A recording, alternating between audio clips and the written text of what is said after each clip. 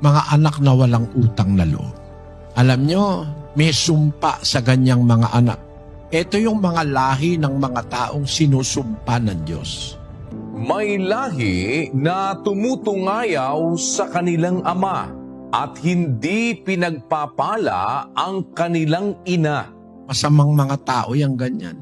Sabihin mo pang ang tatay mo lasenggo, babaero, ang nanay mo sugarol, etc. Magulang mo pa rin yan.